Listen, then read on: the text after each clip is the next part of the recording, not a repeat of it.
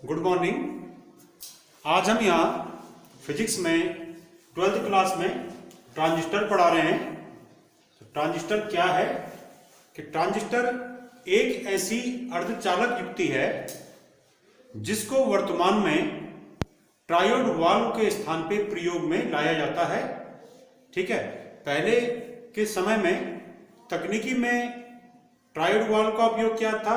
Triode valve amplifier के रूप में उपयोग में लाया जाता था इसमें ट्रायोड वाल्व।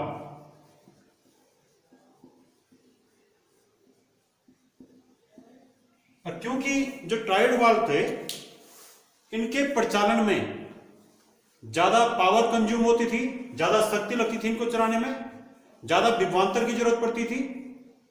ठीक है, स्थान घेरते थे, बड़े होते थे, इसलिए और इनकी जो लाइफ थी वो कम थी और ये आकार में बड़े थे। तो इन दोषों के कारण जो है ट्रायोड वाल्व धीरे धीरे चलन से बाहर हो गए और आज जो है वर्तमान में इनके स्थान पे ट्रांजिस्टर का यूज होता है। ट्रायोड वाल्व एम्पलीफायर के रूप में यूज होता था, तो आज ट्रांजिस्टर जो है एम्पलीफायर के रूप में यूज होता है। तो एम्पलीफायर ये क्या है? ट्रांजिस्टर। ट्रांजिस्टर एक अर्धचालक युक्ति है, अर्धचालक डिवाइस है जो कि एम्पलीफायर और इलेक्ट्रॉनिक स्विचेस के रूप में इनको उपयोग में लाया जाता है। ठीक है, अब ट्रांजिस्टर का आविष्कार, तो इनका जो ट्रांजिस्टर का आविष्कार है वो अमेरिकी वैज्ञानिकों ने किया है। विलियम शॉकले,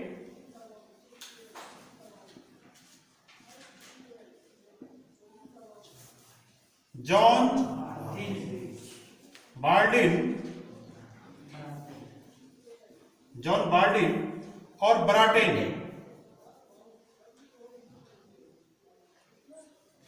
इन तीनों वैज्ञानिकों ने, विलियम शॉकले, जॉन बार्डिन और ब्राडेन, इन तीनों वैज्ञानिकों ने सन 1948 में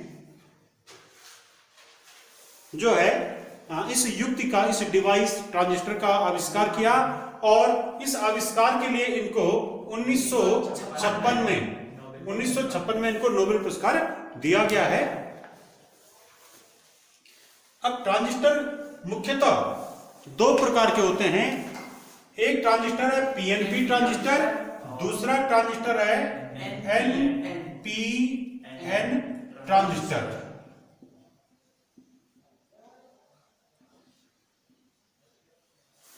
ये है एनपीएन ट्रांजिस्टर और पीएनपी ट्रांजिस्टर। पीएनपी ट्रांजिस्टर उसका जो प्रतीक है वो ये है, ये पीएनपी ट्रांजिस्टर का प्रतीक है और इसका एक रेखा चित्र ये भी है पीएनपी ट्रांजिस्टर का। इसमें पीएनपी ट्रांजिस्टर बनेगा कैसे,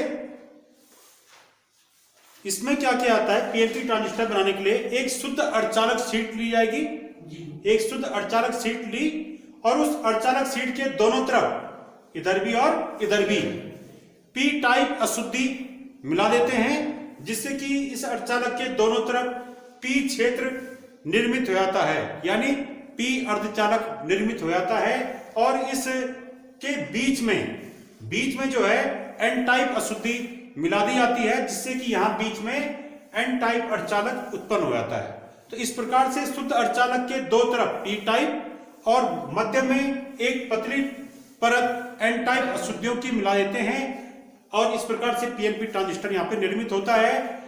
जो ये पी क्षेत्र यहाँ पे, इन पी क्षेत्रों में एक पी क्षेत्र ऐसा होगा जिसमें मिलाई गई अशुद्धियों का घनत्व अधिक होगा, तो ऐसा क्षेत्र कहलाता है उत्सर्जक, इमिटर।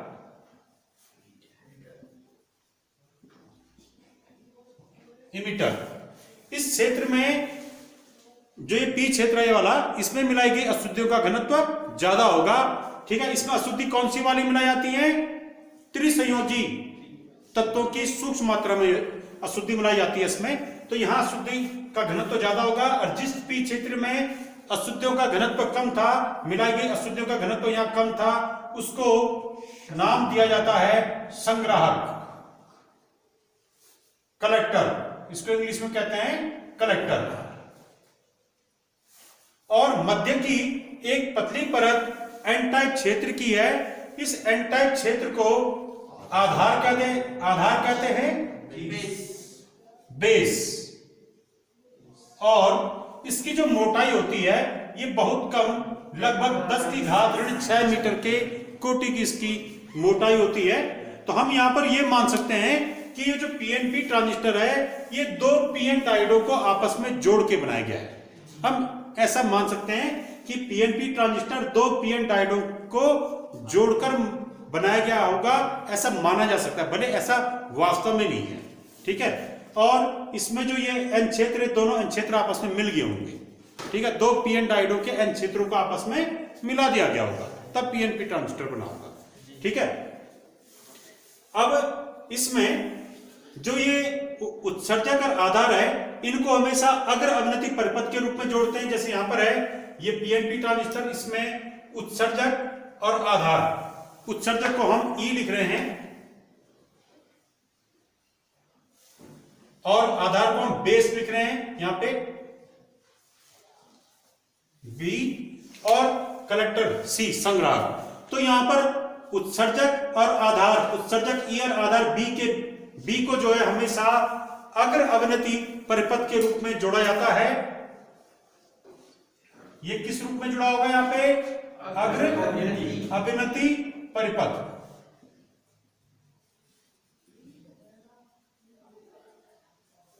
और जो संग्राहक और आधार वाला क्षेत्र है तो संग्राहक आधार को हमेशा उत्क्रम अवनति परिपथ के रूप में जोड़ा जाता है।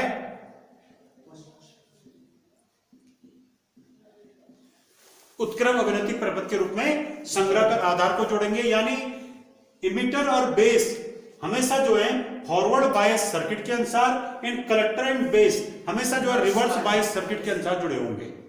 ठीक है, इमिटर बेस के बीच जो बैटरी होती है उसको हमने यहां पर VEE नाम दिया है।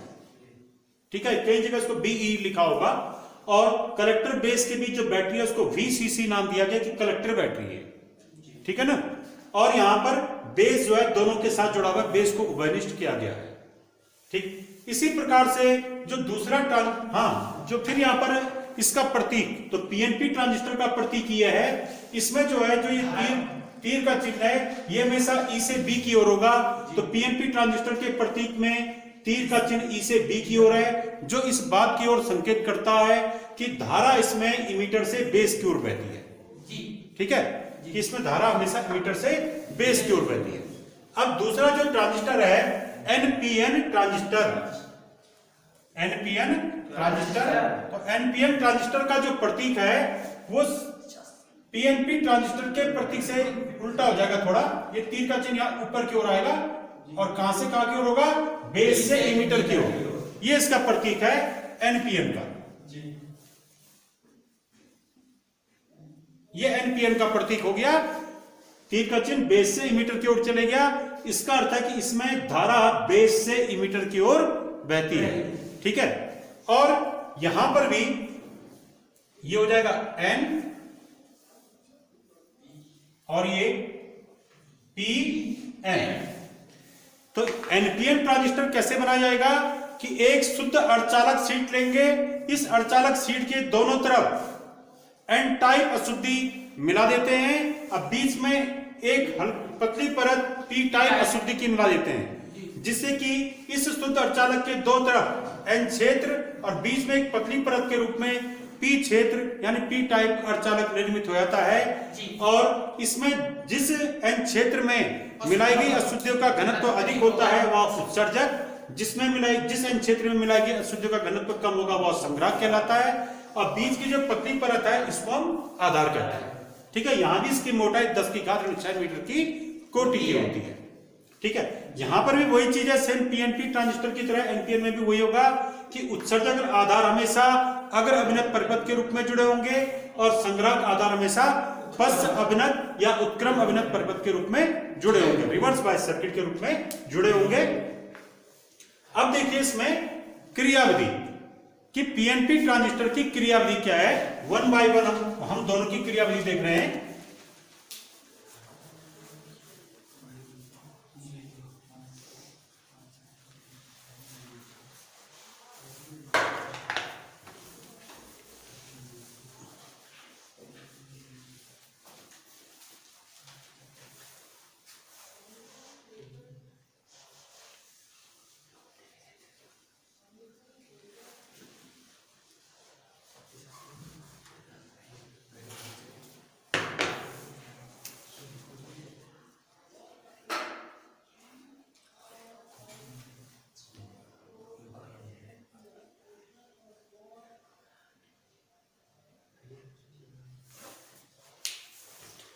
यहां पर जो है इसमें अब आ गया हमारे पास कि पीएनपी ट्रांजिस्टर की क्रियाविधि। तो इसमें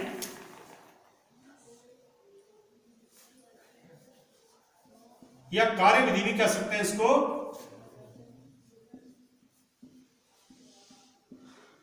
कि कैसे क्रिया करता है, कैसे काम करता है। वर्किंग ऑफ पीएनपी ट्रांजिस्टर या फंक्शन ऑफ पीएनपी ट्रांजिस्टर का फंक्शन कैसे होता है। तो देखिए इसमें जो ये पीएनपी ट्रांजिस्टर में उत्सर्जक और आधार, इनको हमेशा अग्र अवनति परपथ के रूप में जोड़ा है, अर्थात यहां पर उत्सर्जक का जो पी क्षेत्र है वो बैटरी की धन प्लेट से और जो आधार का एन क्षेत्र है वो बैटरी की ऋण प्लेट से जुड़ा होगा। इस प्रकार से ये अग्र अभिनत परपथ के रूप में जुड़ गया है। शॉर्ट में मैंने इसको अग्र लिखा है, ये अग्र अभिनत परपथ के रूप में होगा। इसी प्रकार से जो संग्राहक कलेक्टर का कलेक्टर और बेस हमेशा जो है रिवर्स बायस सर्किट के रूप में होना चाहिए, ये उत्क्रम अभिनत परपथ के रूप में जुड़ा होगा।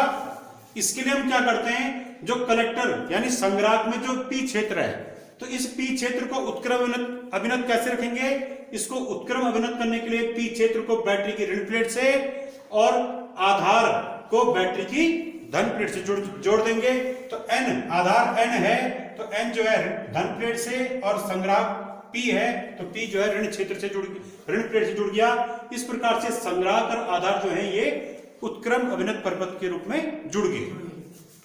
अब जो है यहां पे कार्य कैसे करता है, तो क्योंकि इमिटर और बेस उत्सर्जक और आधार अगर अभिनत परपथ के रूप में जुड़े हैं, तो यहां पर जो ये पी क्षेत्र है, ये पी क्षेत्र धन प्लेट से जुड़ा होने के कारण क्या होता है, यहां पर धन प्लेट से जुड़ा होने के कारण ये पी क्षेत्र में जो मुख्य आवेश वाहक होते हैं होल, ये जो है प्रतिकर्षित होने लगते हैं और इस प्रकार से उत्सर्जक के होल आधार की ओर चलने लगते हैं।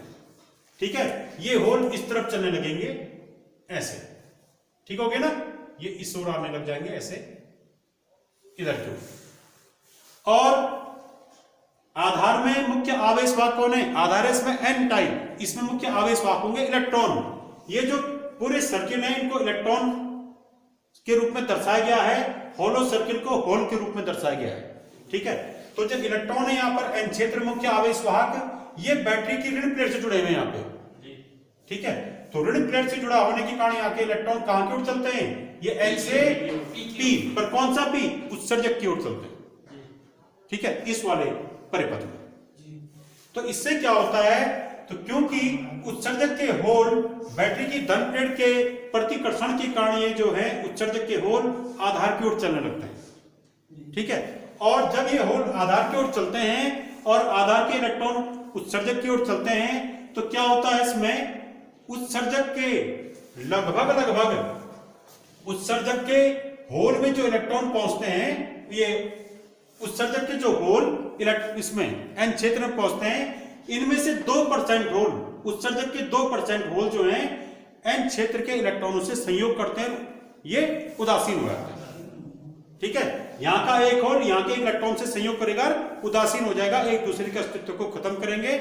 इससे क्या हो जाएगा, यहां एन क्षेत्र में एक इलेक्ट्रॉन की, जैसे एन क्षेत्र का एक इलेक्ट्रॉन उत्सर्जक के एक होल से संयोग करके उदासीन होगा, यहां पर एन क्षेत्र में एक इलेक्ट्रॉन की कमी हो जाएगी। इलेक्ट्रॉन की इस कमी को पूरा करने के लिए जो है, ये जो यहां पर VE बैटरी है, इसकी ऋण प्लेट से एक इलेक्ट्रॉन इस एन क्षेत्र की ओर चलता है। यहां एक इलेक्ट्रॉन की कमी हुई, तो इलेक्ट्रॉन की यह कमी जो है, ये जो यहां पर अग्र अभिनत परपथ में जो बैटरी जुड़ी थी, इस बैटरी की ऋण प्लेट से एक इलेक्ट्रॉन जो है यहां बेस की ओर चलने लगता है, और ये यहां से एक इलेक्ट्रॉन बेस में पहुंच जाएगा, जिससे कि यहां इलेक्ट्रॉन की कमी पूरी हो जाएगी। ठीक है, और यहां भी एक होल की कमी हुई, कहां, उत्सर्जक में। तो उत्सर्जक में जो होल की कमी है, इसको कैसे पूरा किया जाता है, इसके लिए यहां उत्सर्जक में जो पी क्षेत्र है, पी क्षेत्र में एक सहसंयोजक बंध टूट जाता है। सहसंयोजक बंध टूटने से वहां पर एक इलेक्ट्रॉन मुक्त होता है, और वो इलेक्ट्रॉन जो है इस बैटरी की धन प्लेट के द्वारा आकर्षित कर दिया जाता है, यहां से यहां जाएगा इलेक्ट्रॉन। ठीक है, ये इलेक्ट्रॉन यहां से यहां सहसंयोजक बंध टूटा, यहां से इलेक्ट्रॉन यहां गया, जिससे कि यहां पर सहसंयोजक बंध में एक इलेक्ट्रॉन की रिक्ति वाला क्षेत्र उत्पन्न हो जाएगा, क्योंकि वहां का इलेक्ट्रॉन तो यहां धन प्लेट में आ गया आकर्षण के कारण। तो यहां पर एक इलेक्ट्रॉन की रिक्ति वाला क्षेत्र उत्पन्न हो गया, जिसे हम क्या कहते हैं, होल कहते हैं। तो इससे यहां होल भी जनरेट हो जाता है। ठीक है, तो उत्सर्जक से चलने वाले होल में से 2% होल जो है आधार के n क्षेत्र के इलेक्ट्रॉनों से संयोग करते हैं, और अधिकांश यानी 98% जो होल हैं वो अपनी गतिज ऊर्जा के कारण वो कहां पहुंच जाते हैं, संग्राहक में पहुंच जाते हैं। क्योंकि उत्सर्जक पतला है, क्योंकि आधार पतला है, आधार के पतला होने के कारण उत्सर्जक से चले हुए अधिकांश होल कहां पहुंच जाते हैं, ये संग्राहक में पहुंच जाते हैं। लगभग 90% होल जो हैं उत्सर्जक से संग्राहक में पहुंच जाते हैं। केवल 2% होल ही आधार में इलेक्ट्रॉनों से संयोग कर पाते हैं। ठीक है, आधार के पतला होने के कारण अधिकांश होल संग्राहक में पहुंच गए। अब जो अधिकांश होल संग्राहक में पहुंच गए, ये होल जो हैं यहां पर संग्राहक से जुड़ी हुई बैटरी की ऋण प्लेट के द्वारा क्या कर दिए जाएंगे, उदासीन किए जाएंगे। कैसे, जैसे यहां से होल यहां पहुंचेगा, तत्काल यहां से एक इलेक्ट्रॉन यहां जाएगा, कहां पे, कलेक्टर वाले सिरे पे। तो जैसे ही उत्सर्जक वाला कोई होल संग्राहक के सिरे पर पहुंचता है, तत्काल संग्राहक से जुड़ी हुई बैटरी की ऋण प्लेट से एक इलेक्ट्रॉन वहां पर संग्राहक वाले सिरे पर पहुंचकर उस होल को उदासीन कर देता है। जिससे कि यहां पर क्या होता है, यहां पर एक संग्राहक, ये उत्सर्जक के एक होल की और कमी हो गई है, हो गई ना। तो इस होल की कमी कैसे पूरी होगी, पुनः जो है उत्सर्जक में एक सहसंयोजक बंध टूटेगा, उस सहसंयोजक बंध से एक इलेक्ट्रॉन मुक्त होकर इस बैटरी की धन प्लेट, यहां पर ये इनपुट वाली बैटरी की धन प्लेट पे आ जाएगा, और वहां पर जो इलेक्ट्रॉन की रिक्ति वाला क्षेत्र पैदा हो गया, वो होल है, वो होल जो है उत्सर्जक में उत्पन्न हो जाता है। ठीक है ना, एक होल तो बेस में संयोग करने के कारण यहां पर लुप्त हुआ था, उसकी कमी कैसे पूरा हुई, यहां पर सहसंयोजक बंध टूटा। एक होल जो है यहां पर उत्सर्जक से जब इसमें कलेक्टर के सिरे पर पहुंचा, तो यहां से कलेक्टर की ऋण प्लेट से जो है एक इलेक्ट्रॉन आया, उसने जो है एक होल को उदासीन कर दिया। तो होल, उस होल की कमी कैसे फिर पूरी हुई, यहाँ पर उत्सर्जक में एक सहसंयोजक बंध पुनः टूटा, और उससे निकला हुआ जो इलेक्ट्रॉन है वो बैटरी की यहाँ पर धन प्लेट के कारण यहाँ पर आकर्षित हो गया, और वहां पर एक होल जनरेट हो गया। तो होल की कमी यहाँ पर नहीं हो पाती है, होल लगातार जो है पहले ऐसी संख्या में बने रहते हैं। और यहाँ पर आप देखिए, यहाँ से इलेक्ट्रॉन यहाँ गया तो इलेक्ट्रॉन की कमी भी यहाँ सर्किट में, तो पुनः यहाँ से इलेक्ट्रॉन यहाँ गया, तो पूरे परिपथ में इलेक्ट्रॉन की कमी भी नहीं होती है। इलेक्ट्रॉन पहले जैसी संख्या में मौजूद रहते हैं, और यहाँ पीएनपी ट्रांजिस्टर में भी होल पहले जैसी संख्या में मौजूद रहते हैं। ठीक है ना। अब यहाँ पर ये तो इनका होल और इलेक्ट्रॉनों का यहाँ पर मूवमेंट है, इस कार्यविधि में यह आया। धाराएं देखिए यहाँ पे कौन कौन सी धाराएं रहेंगी, तो हम देख रहे हैं यहाँ पर जो ये, अगर ये इनपुट परिपथ कहलाता है, इमीटर और बेस के बीच का जो यहाँ पर ये परिपथ है, ये इनपुट परिपथ, या अगर अभिनत परिपथ में ऋण प्लेट से जो इलेक्ट्रॉन बेस की ओर गया, तो क्योंकि ये इलेक्ट्रॉन बेस की ओर गया, इसलिए यहाँ पर इस इलेक्ट्रॉन की गति की विपरीत दिशा में, इलेक्ट्रॉन की गति की विपरीत दिशा में धारा की दिशा होती है। तो यहाँ पर इलेक्ट्रॉन ऋण प्लेट से बेस की ओर जा रहा है, ऊपर जा रहा है, तो इसकी गति की विपरीत दिशा में यहाँ पर एक धारा बहती है, जिसे हम बेस करंट कहते हैं, आईबी। तो आईबी क्या प्रकट कर रहा है यहाँ पे, आधार धारा, बेस करंट, आधार धारा, बेस करंट। ठीक हो गया, ये आईबी। तो आईबी कहां से कहां की ओर बहेगी, वो बेस से बाहर की ओर आएगी। ठीक है, फिर देखिए कलेक्टर और बेस के बीच जो ये उत्क्रम अभिनत परिपथ के लिए हमने यहां पर एक बैटरी जोड़ी है। इस बैटरी की ऋण प्लेट से एक इलेक्ट्रॉन कहां जा रहा था, इलेक्ट्रॉन कलेक्टर वाले सिरे पे जा रहा था। तो इलेक्ट्रॉन की गति की दिशा इसमें कलेक्टर की तरफ है, तो इलेक्ट्रॉन की गति की विपरीत दिशा होती है धारा की दिशा, इसलिए यहां पर एक धारा नीचे की ओर आएगी, इलेक्ट्रॉन के मूवमेंट के विपरीत दिशा में नीचे की ओर। इस धारा को हम कहते हैं आईसी, कलेक्टर करंट। हिंदी में इसका नाम है संग्राहक धारा।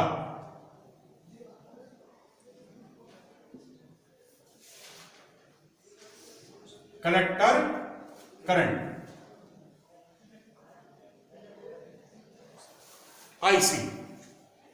और जैसे यहां पर एक इलेक्ट्रॉन की कमी यहां से पूरी, एक इलेक्ट्रॉन यहां से गया, एक इलेक्ट्रॉन यहां से गया, तो दो इलेक्ट्रॉन की कमी हुई ना, किसी समय पे दो इलेक्ट्रॉन की कमी हुई, एक इलेक्ट्रॉन बेस में पहुंचा, एक इलेक्ट्रॉन कलेक्टर के सिरे पे पहुंचा, तो उनकी कमी कैसे पूरी हुई?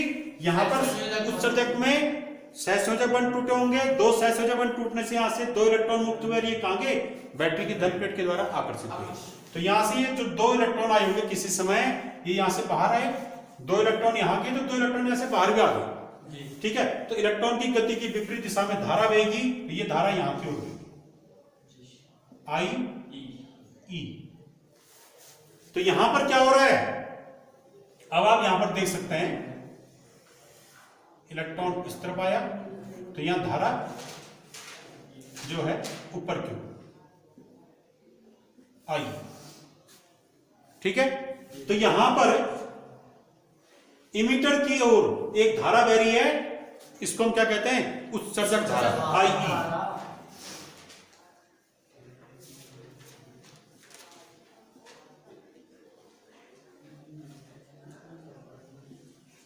उत्सर्जक धारा, emitter current.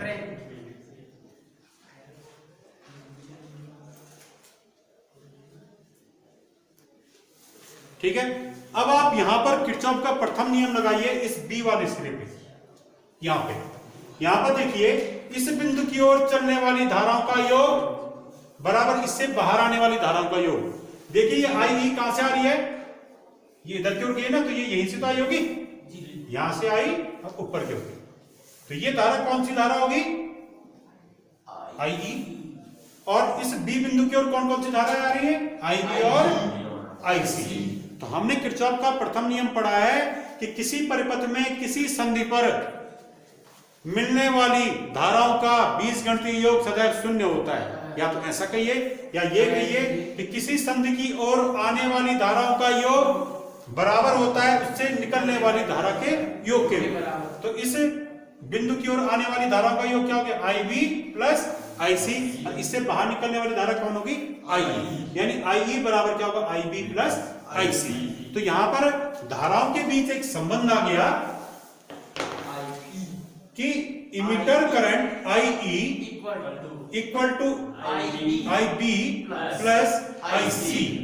Emitter current equals to base current plus collector current, यानी उत्सर्जक धारा बेस धारा और संग्राहक धारा के योग के बराबर होती है। ठीक है, याद रखें इसमें जो ये संग्राहक धारा है, ये जो बेस धारा है, ये बहुत कम होती है क्योंकि यहाँ पर बेस की चौड़ाई बहुत कम है। इसमें आवेश बहुत कम, आवेश वाहक क्या होते हैं? न्यूट्रलाइज होते हैं होलों के द्वारा, इसलिए यहां से निकलने वाली जो धारा होगी बहुत कम होती है। और कितनी कम? लगभग माइक्रो एम्पियर की कोटि की। बेस करंट माइक्रो एम्पियर की कोटि की होती है। और जो ये इमीटर करंट और कलेक्टर करंट है, ये इसकी तुलना में ज्यादा मान की होती हैं और इनकी वैल्यू होती है मिली एम्पियर कोटि की। इमीटर करंट भी क्या होगी? मिली एम्पियर कोटि की होंगी। ठीक है, तो collector current, emitter current milli ampere में नापी जाएंगी और बेस करंट माइक्रो एम्पियर में। कलेक्टर करंट इमीटर करंट की तुलना में थोड़ा ही कम होती है, ज्यादा अंतर नहीं होगा। आईसी का मान आई से कम होगा पर बहुत कम नहीं। ठीक है, ये इससे कुछ कम होगा। तो सबसे ज्यादा मान किस धारा का होगा यहाँ पे? उत्सर्जक धारा। तो ये कार्य विधि है इसकी। अब देखिए इसमें एनपीएन ट्रांजिस्टर की कार्य विधि, तो उसकी कार्य विधि भी पीएनपी ट्रांजिस्टर के जैसी है, थोड़ा अंतर होगा।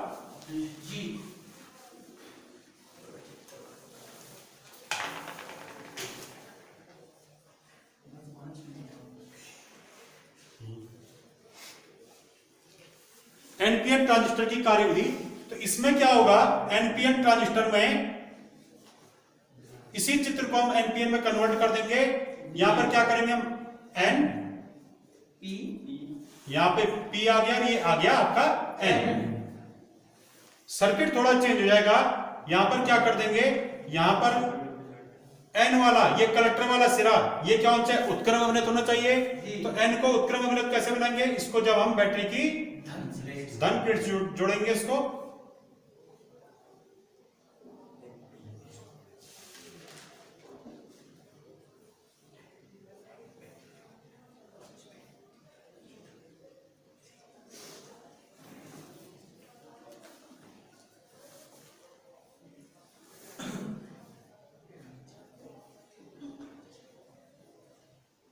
धाराओं की दिशा पहले से विपरीत हो जाएगी इसमें।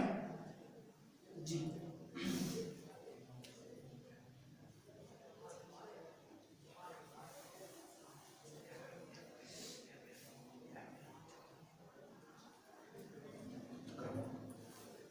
यहां पर क्या है, ये है इलेक्ट्रॉन, ये उत्सर्जक वाला हिस्सा है, ये एन क्षेत्र है इसमें, इसलिए इसमें यहां पर क्या है, मुख्य आवेशवाहक इलेक्ट्रॉन है। इनका घनत्व तो ज्यादा होगा इसलिए ज्यादा संख्या में दिखाए हुए यहाँ पे, अशुद्धियों का घनत्व तो ज्यादा होगा यहाँ पे इसलिए ज्यादा आवेशवाहक मौजूद होंगे यहाँ पे। संग्राहक में भी ये संग्राहक वाला भी क्षेत्र एन क्षेत्र है, तो इसमें मुख्य आवेशवाहक इसमें भी क्या होंगे, इलेक्ट्रॉन। तो ये पूरा जो सर्किल है वो इलेक्ट्रॉनों को दर्शा रहा है जी। और जो ये आधार वाला क्षेत्र इसमें पी क्षेत्र है, तो इस पी क्षेत्र में मुख्य आवेशवाहक कौन है, होल है। होल को हम हॉलो सर्किल से दिखा रहे हैं। ये होल की जो चौड़ाई होगी वो बहुत कम होगी, 10⁻⁶ मीटर की कोटि की। और इसको परिपथ में कैसे जोड़ेंगे कि इमिटर और बेस यानी उत्सर्जक और आधार को हमेशा अग्र अभिनत परिपथ के रूप में जोड़ना है। तो कैसे जोड़ेंगे, इसके लिए हम क्या करेंगे, उत्सर्जक एन और ये क्या आधार पी, तो एन और पी ये क्या होना है, अग्र अभिनत। तो अग्र अभिनत कैसे होगा, जब ये एन बैटरी की ऋण प्लेट से जुड़ा होगा और ये वाला पी बैटरी की धन प्लेट से जुड़ा होगा। तो ये हो गया इस टाइम अग्र अभिनत परिपथ के रूप में, और ये वाला कलेक्टर और बेस ये हो गया उत्क्रम अभिनत परिपथ के रूप में। अब यहां पे कार्यविधि देखिए इसकी कि कार्यविधि कैसे काम करेगा ये। तो इमिटर एनपीएन ट्रांजिस्टर में इमिटर और बेस अग्र अभिनत और कलेक्टर और बेस पश्च अभिनत के रूप में जुड़े होने के कारण क्या होता है, जो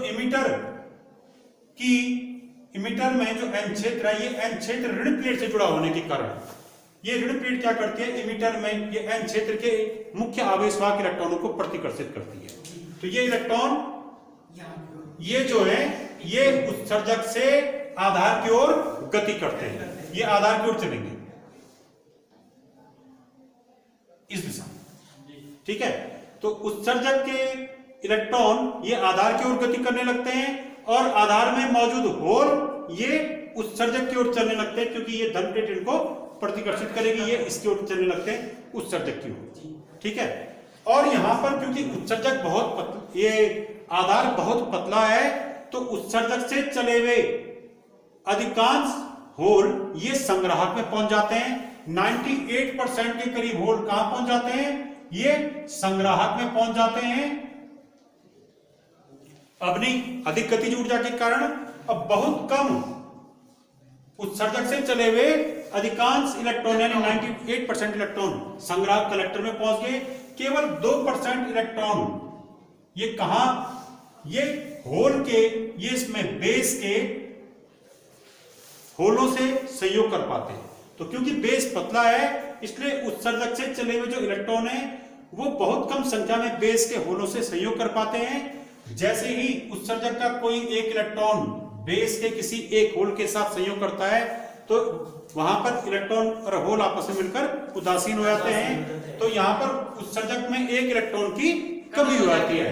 इलेक्ट्रॉन की इस कमी को पूरा करने के लिए जो ये अग्र अभिनत वाली बैटरी की ऋण प्लेट है, इस ऋण प्लेट से एक इलेक्ट्रॉन उत्सर्जक वाले सिरे की ओर चल लेता है, ये यहां पहुंच जाता है, ठीक है। और यहां पर बेस में एक होल की कमी पूरी हो गई है। होल की इस कमी को पूरा करने के लिए बेस में, क्योंकि बेस जो है पी टाइप क्षेत्र है, तो इस पी टाइप क्षेत्र में एक सहसंयोजक बंध टूट जाता है। सहसंयोजक बंध टूटने से यहां से क्या होता है, जो इलेक्ट्रॉन मुक्त होगा सहसंयोजक बंध में यहां पे बेस में, तो वो इलेक्ट्रॉन जो है इस बैटरी की धन प्लेट के द्वारा आकर्षित कर दिया जाता है। ये पी क्षेत्र में एक सहसंयोजक बंध टूटेगा, वहां से उस सहसंयोजक बंध से एक इलेक्ट्रॉन मुक्त होकर वो इस बैटरी की धन प्लेट के द्वारा आकर्षित कर दिया जाएगा अगर अभिनत वाली बैटरी की धन प्लेट द्वारा। और यहाँ पर तब एक इलेक्ट्रॉन की रिक्ति वाला क्षेत्र यहाँ अंदर पी क्षेत्र में उत्पन्न हो जाएगा, और इलेक्ट्रॉन की रिक्ति वाला वही क्षेत्र क्या होता है, होल कहलाता है। तो इससे यहाँ पर बेस में जो है होलों की कमी नहीं हो पाती है। केवल 2% उत्सर्जक से चले हुए इलेक्ट्रॉनों में से केवल 2% इलेक्ट्रॉन ही बेस के होलों से संयोग कर पाते हैं। अधिकांश 98% होल जो है संग्राहक में पहुंच गए। जब ये उत्सर्जक के इलेक्ट्रॉन संग्राहक में पहुंचते हैं तो संग्राहक के सिरे पर क्या होता है, ये जो है यहां से इस बैटरी की धन प्लेट के द्वारा आकर्षित कर दिए जाते हैं। ये इलेक्ट्रॉन यहां पहुंच गए और ये तब संग्राहक पे लगी हुई जो उत्क्रम अवनति परिपथ की जो बैटरी है, इस बैटरी की धन प्लेट के द्वारा इन इलेक्ट्रॉनों को आकर्षित कर दिया जाता है और ये इलेक्ट्रॉन इस बैटरी की धन प्लेट की ओर चलने लगे। ठीक है, समझ गए ना।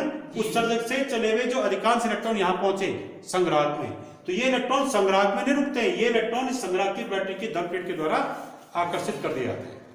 ठीक है, जिससे कि क्या होता है, जैसे एक इलेक्ट्रॉन यहाँ धन प्लेट के द्वारा आकर्षित कर दिया जाता है तो यहाँ उत्सर्जक में एक इलेक्ट्रॉन की कमी हो जाती है। इलेक्ट्रॉन की इस कमी को पूरा करने के लिए पुनः जो है अगर अभिनत परिपथ की जो बैटरी है इसकी प्लेट से एक इलेक्ट्रॉन पुनः उत्सर्जक में पहुंच जाता है। ठीक है, तो इस प्रकार से इस परिपथ में इलेक्ट्रॉन की कमी नहीं हो पाती है, या पी क्षेत्र जो है इसमें होल की कमी भी नहीं हो पाती है। इसमें ट्रांजिस्टर के अंदर और बाहर यहाँ पर जो धारा है वो जो है इलेक्ट्रॉनों के कारण बह रही है। ठीक है, परिपथ के बाहर तो धारा हमेशा इलेक्ट्रॉन के कारण ही बहेगी, क्योंकि परिपथ के बाहर जो है ये जो तार है ये धातु के होंगे। धातु में धारा मुक्त इलेक्ट्रॉन के कारण बहेगी, जिनको हम चालन इलेक्ट्रॉन कहते हैं। यहाँ धारा इलेक्ट्रॉन के कारण बहेगी, ये मुक्त इलेक्ट्रॉन। ठीक है, परंतु इस ट्रांजिस्टर के अंदर अगर ये एनपीएन ट्रांजिस्टर है, इसके अंदर मुख्य धारा इलेक्ट्रॉन के कारण बहेगी, क्योंकि इलेक्ट्रॉन ही तो कर रहे मूव इसमें। जबकि पीएनपी ट्रांजिस्टर में ट्रांजिस्टर के अंदर मुख्य धारा होल के कारण रहती है, और ट्रांजिस्टर के बाहर बाहरी परिपथ में धारा मुक्त इलेक्ट्रॉन के कारण बहती है, क्योंकि बाहरी परिपथ तो तारों से बना होगा, धातु के तारों से, उसमें धारा मुक्त इलेक्ट्रॉन के कारण बहेगी। तो एनपीएन ट्रांजिस्टर में जो मुख्य धारा वो इलेक्ट्रॉन के कारण बह रही है यहाँ पे अंदर और बाहर। ठीक है, बहुत कम धारा कुछ अल्पसंख्यक आवेश वाहकों के कारण भी बहती है, उसका यहाँ पे ज्यादा महत्व नहीं है। तो ये इसकी कार्यविधि हो गई है। और इसमें भी क्या होता है, देखिए यहाँ पे धाराएं, क्योंकि होल से ये उत्सर्जक से चले हुए जो इलेक्ट्रॉन है वो जब यहाँ पर पहुंच रहे हैं अधिकांश संख्या में कलेक्टर पे, तो कलेक्टर पे पहुंचे हुए इलेक्ट्रॉन कलेक्टर की बैटरी की धन प्लेट से आकर्षित हुए हैं। तो यहाँ पर ये इलेक्ट्रॉन बैटरी की धन प्लेट की ओर चला, इसलिए जो है यहाँ पर इसकी गति की विपरीत, इलेक्ट्रॉन की गति की विपरीत दिशा में एक धारा बहेगी जिसे हम कलेक्टर करंट कहते हैं। तो ये आईसी है। तो कलेक्टर से बाहर निकलने वाले इलेक्ट्रॉनों की गति की विपरीत दिशा में बहने वाली धारा कलेक्टर करंट कहलाती है। ठीक है, और यहां पर बेस में देखिए, बेस में भी क्या होता है, बेस में सहसंयोजक बंध टूटने से जो इलेक्ट्रॉन मुक्त हुआ था वो इलेक्ट्रॉन यहाँ पर अगर अभिनत परिपथ की बैटरी की धन प्लेट से आकर्षित हो गया था।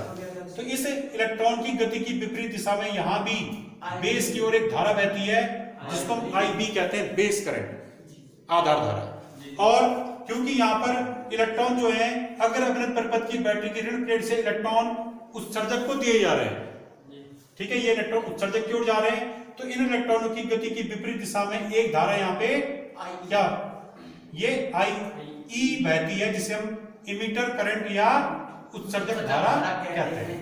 ठीक है, तो अब यहां पर देखिए, इसमें बी बिंदु पर किरचॉफ का प्रथम नियम लगाइए। बी बिंदु पर क्या हो रहा है, ये आई ई की दिशा कहां से कहां की ओर है, ई से बी की ओर, बाहरी परिपथ में, है ना, ई से बी की ओर, ये जो है इसकी दिशा हो गई आई बी, आई ई आ गया। तो बी बिंदु पर आने वाली धाराओं का योग, तो बी बिंदु की तरफ कौन सी धारा आ रही है, आई ई, ये किसके बराबर होगा, इससे निकलने वाली धाराओं के योग के बराबर। इससे कौन कौन सी धारा निकलने, आई बी और आई सी। ठीक है,